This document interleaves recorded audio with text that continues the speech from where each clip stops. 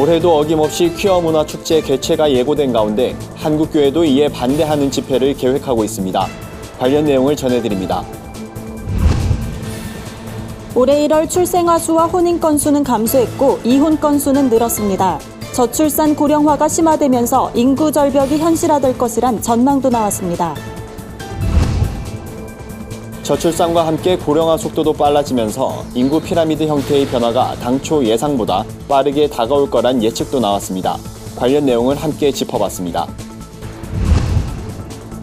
극심한 인명피해를 남긴 제주 4.3 사건이 발생한 지 71년이 지난 가운데 한국교회에 남겨진 과제는 무엇인지 들어봤습니다.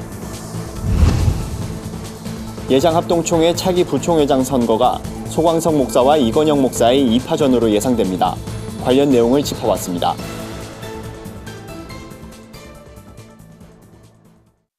여러분 안녕하십니까? 구티비 위클리 뉴스입니다.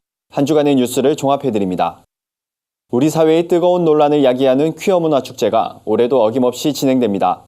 이에 보수적 성향을 가진 한국교회 일부 교단들도 반대 집회를 열겠다고 밝혔는데요. 가정의 소중함과 진정한 사랑의 의미를 전하는 내용으로 구성하겠다는 계획을 전했습니다. 홍희연 기자가 보도합니다. 지난 2000년 서울 대학로에서 처음 열린 퀴어 문화 축제. 올해 20회째를 맞은 퀴어 축제는 지난 2월 26일 서울시청 앞 광장 사용을 신청했습니다. 서울 퀴어 문화 축제 조직위원회는 기자회견을 열고 20번째 도약, 평등을 향한 도전이란 제20회 슬로건을 발표했습니다. 축제는 5월 말부터 6월 초까지 2주간 진행되며 메인 행사격인 퍼레이드는 6월 1일 토요일 열겠다고 밝혔습니다. 퀴어 문화 축제 예고에 보수 교계도 맞불 집회 계획을 전했습니다. 2019 동성애 퀴어 축제 반대 국민대회란 이름으로 치러지는 집회는 그동안 동성애 반대 목소리를 내왔던 이용희 교수와 hir원평 교수가 공동 대회장을 맡았고 예장 백석 대신 사무총장을 지낸 홍호수 목사가 국민대회 사무총장을 맡았습니다. 대회는 퀴어 퍼레이드가 진행되는 6월 1일 서울시청 맞은편에 위치한 대한문 광장에서 열립니다. 이 동성애의 확산을 막지 못하면 우리 청소년들, 청년들의 미래, 또 가정, 사회 이런 심각한 위험에 빠질 것이 자명하기 때문에 이번 대회는 교계 시민단체를 중심으로 가정의 소중함을 일깨우는 프로그램을 주로 전개할 예정입니다. 남녀의 만남과 가정의 중요성을 강조하는 내용으로 기독교인을 비롯한 범국민적인 대회를 만들겠다는 취지입니다. 다만 국민대회 전엔 교단별 거점교회를 선정해 4주간 특별 기도회를 열겠다는 계획을 세웠습니다.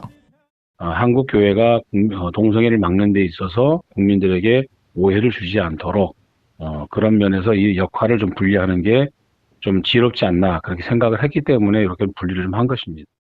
한편 국민대회는 동성애 문제에 지속적으로 대응하기 위해 비영리단체 설립을 논의하고 있습니다. 국민대회 준비위원회는 지난 3월 22일 열린 실행위에서 해당 안건을 다루고 대회장과 사무총장에게 관련 절차를 위임하기로 결정했습니다. 구티비 뉴스 홍우연입니다. 올해 1월 출생아 수가 역대 최저 수준을 기록했습니다. 혼인 건수도 감소세를 이어갔고 이혼 건수는 늘었습니다. 또 우리나라 총인구 감소 시기가 3년 당겨지고 인구 절벽이 올해부터 현실화될 것이란 전망이 나왔습니다.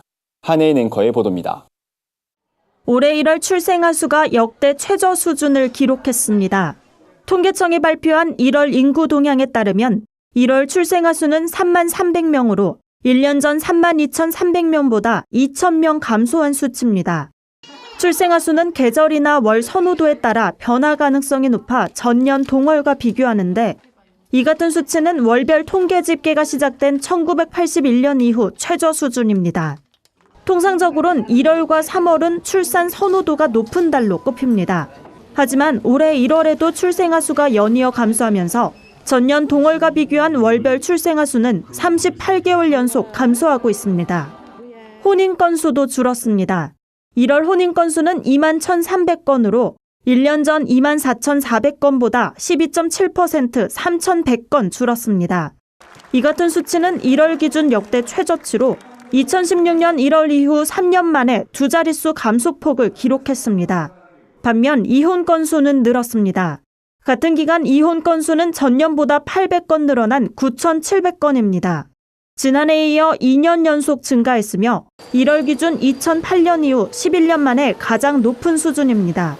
전문가들은 20년 이상 함께 살던 부부의 황혼, 이혼이 급증한 데 따른 결과로 분석하고 있습니다. 1월 사망자 수는 27,300명으로 1년 전 31,600명보다 4,300명 감소했습니다. 하지만 규모 자체는 지난해에 이어 역대 두 번째 높은 수준으로 지난해 1월 한파로 사망자 수가 전년 대비 22% 급증했던 데 따른 기저효과가 나타난 것으로 풀이됩니다. 통계청은 또 장래 인구 특별 추계를 발표하고 우리나라 총 인구 감소 시기가 당초 예상보다 3년 빨라진 2029년이 될 것이라고 예측했습니다. 저출산 고령화가 심화됨에 따라 생산 가능 인구가 줄어드는 인구 절벽 현상도 올해부터 시작될 것이라고 전망했습니다. 구티비 뉴스 한혜인입니다. 지난 2014년 우리나라 전체 인구의 중간에 위치한 나이는 40세였습니다. 하지만 저출산 고령화 속도가 빨라지면서 이 중간 연령대가 금방 변화할 것이란 예측이 나오는데요. 전문가들은 보다 근본적인 대책 마련이 시급하다고 입을 모았습니다. 오현근 앵커가 전해드립니다. 최근 통계청에서 발표한 장래인구 특별 추계 자료입니다. 장래인구 추계는 5년 주기로 작성되고 있어 다음 발표는 2021년으로 예정됐지만 최근 초저출산 상황을 반영해 통계청은 특별 추계를 공표했습니다. 가장 두드러진 내용은 끊임없이 제기돼 왔던 저출산과 고령화 문제입니다. 이 현상은 갈수록 심화돼 오는 2028년 우리나라 총인구가 5,194만 명을 정점으로 감소세로 돌아서게 됩니다. 29년도 이후로부터는 인구 전체 규모가 지속적으로 감소하게 될 것이고, 근데 감소하면서 인구 구조는 더 고령 인구 비중이 계속 늘어나는 그런 구조로 변하게 되기 때문에 부양비랄지 이제 연금 문제나 이런 것들이 좀 심각해질 수도 있고. 특히 주목할 부분은 중위 연령입니다. 전체 인구를 연령 순서대로 나열했을 때 가장 한가운데 있는 사람의 나이를 중위 연령이라고 하는데 오는 2056년엔 60세가 될 것으로 전망됐습니다. 환갑의 나이가 우리나라 중간 연령이 되는 겁니다. 이런 중위 연령은 1976년에 20세, 1997년에 30세, 2014년에 40세에 도달하면서 주기가 빨라지는 양상을 보였습니다. 오는 2031년엔 50세에 도달할 것으로 통계청은 보고 있습니다.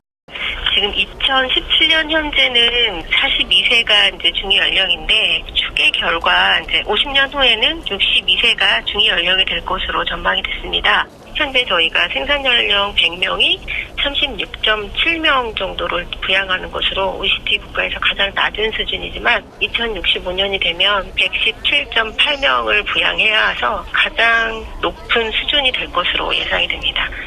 통계청에 따르면 올해부터 사망자가 출생아보다 많아지는 자연 감소가 시작됩니다. 지난해엔 급기야 합계 출산율이 1명 미만으로 내려가면서 이러한 인구 절벽은 갈수록 심화되고 있습니다. 정부는 저출산 대책으로 출산 양육비 지원과 근로, 취업 등 다양한 방법을 모색하고 있지만 그 영향은 전반적으로 미미하다는 분위기입니다. 어려운 난제 해결에 정부와 사회의 더 적극적이고 근본적인 대응책이 필요해 보입니다. 구티비 뉴스 오현근입니다. 극심한 인명피해를 남긴 제주 4.3 사건이 발생한 지 71년이 지났습니다. 4.3 사건은 첨예한 이념의 대립으로 무고한 시민들이 학살당한 비극적인 역사로 기억되는데요. 당시의 희생자와 남겨진 유족의 상처는 아직까지도 씻겨지지 못했습니다. 제주 4.3 사건이 한국교회에 남긴 과제는 무엇인지 들어봤습니다. 한혜인 앵커입니다. 제주 4.3 사건은 한국 현대사에서 6.25 전쟁 다음으로 인명피해가 극심했던 사건으로 꼽힙니다. 1947년 3.1절 발포 사건과 1948년 4.3 무장봉기로 촉발된 4.3 사건은 첨예한 이념의 대립으로 약 3만 명의 인명피해를 남겼습니다. 7년 7개월 동안 학살이 자행됐습니다. 마을이 사라지고 가옥 4만여 채가 소실되는 등 물적 피해도 상당했습니다. 1954년 이후 마을은 복구되기 시작했지만 2019년 현재까지도 희생자와 유족의 상처는 씻겨지지 못했습니다.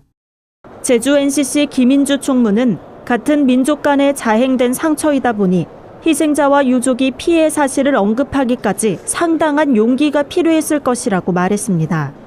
감옥이었고 학살터였고 서로 이웃끼리 가족끼리 죽고 죽이는 경우도 많았고 그 이야기를 하기 시작하면 또 한이 없고 그냥 물고 물리는 그런 이야기가 되니까 이런 이야기 그냥 우리 시대의 어려움으로 끝내자라고 다 같이 그냥 논의하지는 않았지만 결심을 하신 것 같아요.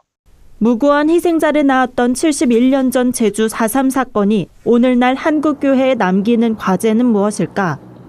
김인주 총무는 한국교회가 역사를 반면교사 삼아 갈등 해결의 중재자 역할을 감당해야 한다고 강조했습니다. 이 갈등은 뭐 어느 공동체나 있기 마련인데 그것을 어떻게 좀 절차를 거쳐서 또 이제 격한 그런 잘못된 길로 흘러가지 않고 좀 적절하게 해소하느냐라는 것이 좀 어려운 과제인 것 같아요.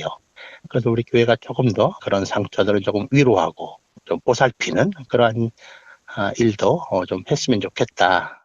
김인주 총무는 또 한국 사회가 긴 침묵의 시간을 깨고 4.3 사건뿐만 아니라 우리 사회에 만연한 분쟁과 대립관계에 관심을 갖고 공동체성을 회복시켜야 한다고 전했습니다. 우리 사회의 화해와 용서를 이끌기에 앞서 한국교회가 먼저 회복돼야 한다는 점도 남겨진 과제로 꼽혔습니다. 구TV 뉴스 한혜인입니다. 대한예수교장로회 합동총회의 차기 부총회장 선거 후보자에 새해den교회 소강성 목사와 인천 제2교회 이건영 목사가 거론되고 있습니다. 2파전 양상으로 대략 윤곽이 잡히면서 향후 선거 과정이 어떤 모습을 보일지 관심을 모으는데요. 관련 내용 오현근 앵커가 정리했습니다. 대한예수교 장로회 합동총회의 다음 회기를 이끌 부총회장에 대한 교계의 관심이 높습니다. 때문에 누가 부총회장으로서 적합한지를 두고 많은 말들이 오가고 있는 상황입니다. 현재 거론되고 있는 인물은 새해den교회 소강성 목사와 인천 제2교회 이건영 목사입니다. 당초 새로남교회 오정호 목사도 후보자의 이름을 올렸으나 돌연 불출마하겠다는 의사를 밝히면서 소 목사만 거론돼 왔습니다. 여기에 최근 이건영 목사의 출마설이 교단 내에서 조심스럽게 나오면서 새로운 2파전이 형성된 겁니다. 먼저 소강성 목사는 교계뿐 아니라 국가적인 행사와 미국 국가조찬 기도 참여 등으로 가장 활발한 활동을 보이고 있습니다. 아직 공식적으로 부총회장에 출마하겠다는 발표는 하지 않았지만 최근 관련 발언으로 볼 때 내부적으로는 이미 출마 결심을 굳힌 것으로 보입니다. 하나님이 필요하시면 대비는 항상 하고 있어요. 그래서 저는 꿈이 있다면 앞으로 연합기관을 하나로 만드는 것이 지금 오매불망소원이고 그러나 아마 저를 통해서 하나님이 그런 일을 이루실까 이런 희망과 기대는 가져보죠. 이 상황을 보면 뭐 결국 나가야 되지 않는가. 교회갱신협의회 대표회장 출신이기도 한 이건영 목사는 교단 내부에서 많은 이들로부터 출마를 권유받고 있는 것으로 알려졌습니다. 현재는 입장이 조심스러운 듯 인터뷰에 응하지 않고 있는 모습입니다. 이 목사 소속 교회의 한 관계자는 확정된 건 아니지만 그런 분위기가 감지되고 있기는 하다며 내주 화요일 노회에서 어느 정도 구체적인 입장이 나올 것 같다고 설명했습니다. 일각에선 소 목사의 인지도와 영향력으로 경쟁자가 나오기 어려울 것이란 관측도 나옵니다. 그러나 교회의 전통과 개혁을 중시하며 교계에서 비중 있는 역할을 하는 이 목사가 새로운 후보자로 떠오르면서 향후 선거 양상이 어떤 모습을 보일지 이목이 집중되고 있습니다. 구TV 뉴스 오현근입니다. 구TV가 발행하는 종합주간지 위클리 굿뉴스의 주요 소식을 김민정 기자가 소개해드립니다.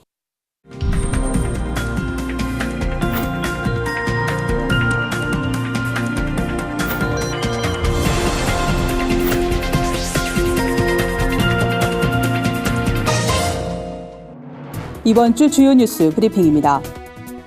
연동형 비례대표제에 대한 관심이 뜨겁습니다. 개혁이 필요하다는 목소리와 함께 우려도 제기되고 있는데요. 자세한 내용 전해드립니다.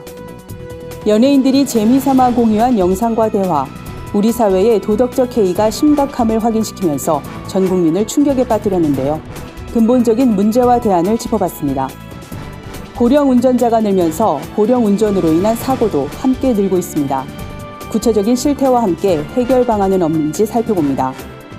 최근 좀비, 귀신을 소재로 한 드라마와 영화가 인기입니다. 때 아닌 공포 장르 열풍의 배경과 의미를 취재했습니다. 연동형 비례대표제를 둘러싼 여야 간 공방이 치열합니다. 연동형 비례대표제는 전체 의석수는 기존대로 하되 비례대표 의석을 늘리고 정당 득표율과 의석수 연동을 50%까지 늘리는 내용을 골자로 하고 있습니다. 정당 득표율에 따라 의석을 배분함으로써 국민의 의사를 보다 정확하게 반영하자는 취지입니다. 현행 선거제도가 거대 양당 체제와 지역주의로 인해 비난을 받아왔던 만큼 개혁의 필요성을 외치는 목소리가 높습니다. 반면 군소정당이 난립할 수 있다는 등의 이유로 자유한국당은 적극 반대하고 있는데요. 기대와 우려가 공존하는 가운데 어떤 결말이 나오게 될지 귀추가 주목됩니다. 연예계에서 불거진 성관계 동영상 불법 촬영과 유포 파문이 갈수록 확산하고 있습니다. 무엇보다 심각한 건 이러한 일련의 사건들이 우리 사회의 비뚤어진 성인식과 도덕적 해이를 드러내고 있다는 점입니다. 디지털 성범죄는 가해자와 피해자 둘만의 문제로 끝나지 않습니다. 비밀리에 걷잡을 수 없이 퍼져 실태 파악조차 어렵습니다. 특히 소셜 네트워크 서비스는 이러한 범죄를 키우는 최대 온상이 되고 있습니다. 이번 사태가 우리 사회에 만연한 도덕적 해이를 점검하는 계기가 됐으면 하는 바람입니다. 귀신이나 좀비를 소재로 한 콘텐츠가 방송과 영화계를 휩쓸고 있습니다. 권혁중 대중문화평론가는 이런 콘텐츠가 통제 가능한 보통의 공포물이기 때문에 사람들이 즐겨 찾는다고 진단했는데요. 극단의 두려움이 느껴질 땐 보지 않아도 되는 이른바 거절과 조절이 가능하다는 점이 대중에게 매력으로 다가간다는 겁니다. 강진구 영화평론가는 좀비물의 경우 자본주의 사회에서 돈에 집착하는 인간 본상을 상징한다는 측면에서 의미가 있다는 견해를 피력했는데요. 다양한 재미를 추구하는 것도 좋지만 자칫 영적 세계에 대한 왜곡된 가치관을 심어줄 수 있다는 점에서 시청에 주의가 필요해 보입니다. 통계청의 최근 발표에 따르면 올해부터 사망자가 출생아보다 많아지는 인구 자연 감소가 시작될 전망입니다. 저출산 추세가 강해지면서 총 인구 감소 시기가 10년 정도 앞당겨진 건데요.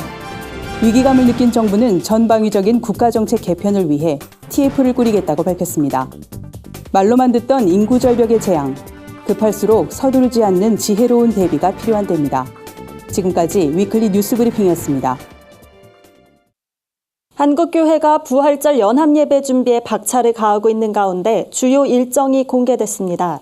시한부 선고에도 다른 사람의 아픔을 돌봤던 고 박누가 선교사의 이야기가 영화로 제작됐습니다. 한 주간 분야별 주요 뉴스를 홍의연 기자와 김주련 기자가 전해드립니다.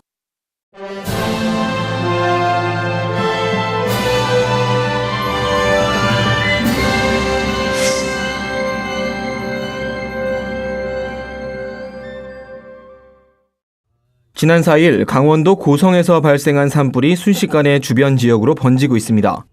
산불은 강풍의 영향으로 속초 시내까지 뒤덮었고 인명피해와 재산피해를 입히고 있습니다. 한국교회는 피해를 입은 강원도민들을 돕기 위해 현지에서 고군분투하고 있습니다. 특히 갑작스런 피해를 당한 속초 지역에선 속초중앙교회와 속초감리교회 등이 예배당 문을 열고 임시 대피소를 제공하고 있습니다. 한국교회 봉사단은 5일 낮 강원도 속초 지역을 방문해 1차 구호 활동을 펼쳤습니다. 한교본 관계자는 긴급하게 현장을 방문했지만 2차, 3차에 걸친 구호 활동도 계획하고 있다며 온 성도들이 한마음으로 주민들을 위해 기도해 주길 바란다고 호소했습니다. 예장합동과 통합, 기아성 등 주요 교단이 함께 드릴 한국교회 부활절 연합예배에 윤곽이 잡혔습니다. 예배는 이달 21일 오후 3시 여의도 순복음교회에서 드려집니다. 주제는 부활의 생명을 온 세계에로 정해졌으며 표어는 예수와 함께, 민족과 함께입니다. 설교자로는 기독교 대한감리회 전명구 감독회장이 나서며 대회사는 예장합동 이승희 총회장, 환영사는 기아성 이영훈 대표회장이 맡게 됩니다. 한국교회 부활절 연합예배위원회는 기자간담회 자리에서 부활절 연합예배를 통해 예수 그리스도의 사랑을 세상에 드러내겠다고 말했습니다. 세계 최대의 북한 인권 행사로 꼽히는 북한 자유주간이 올해는 예년보다 소규모로 진행될 예정입니다. 통일부의 예산 지원 취소 논란이 일면서 불거진 재정 문제에 따른 조치로 보입니다. 미국 내 북한 인권운동가인 수잔 숄티 북한 자유연합 대표는 올해 행사는 소규모 증언자 중심의 탈북민 대표단을 초청할 것이라고 밝혔습니다. 미국에 초청된 소규모 탈북민들은 북한 장마당에서 벌어지는 여성 인권 문제와 꽃제비 문제 등의 주제를 다룰 예정입니다. 숄티 대표는 2017년 미국 행사에서 대규모 탈북민을 초청할 수 있었던 건 외부 지원금이 있었기 때문이라며 하지만 올해는 외부 지원금이 전혀 없다고 토로했습니다. 이어 현재 한국 정부는 북한 자유주간 행사를 지원해주지 않고 있다며 지원금이 없었던 예전으로 돌아간 것 같다고 비판했습니다. 구티비 뉴스 홍우연입니다.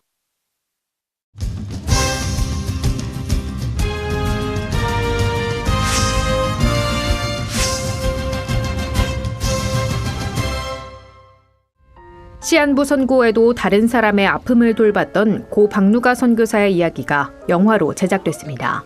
고 박누가 선교사는 우연한 기회에 참여한 의료봉사를 계기로 평생을 의료선교에 헌신한 인물입니다. 박 선교사는 필리핀 오지의 의료 사각지대에 놓인 사람들을 돕기 위해 버스 한 대를 마련해 50여 개의 마을로 의료봉사를 다녔습니다.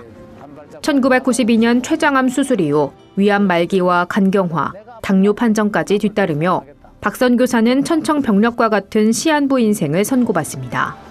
가족들의 반대에도 필리핀으로 돌아간 그는 의료 지원뿐 아니라 빵과 비타민, 학비까지 지원하며 진정한 사랑이 무엇인지 삶으로 증명했습니다. 온몸을 뒤덮는 고통 가운데서도 마지막까지 헌신적인 모습을 보여준 고 박누가 선교사. 의술이란 달란트로 미랄의 기적을 몸소 실천한 박 선교사의 감동 스토리, 영화 아픈 만큼 사랑한다는 전국 극장에서 만날 수 있습니다. 기독교 환경교육센터 살림이 부활 주일인 21일부터 7주간 환경을 살리는 캠페인을 제안했습니다. 가장 눈에 띄는 주제는 포장 없는 달걀 캠페인입니다.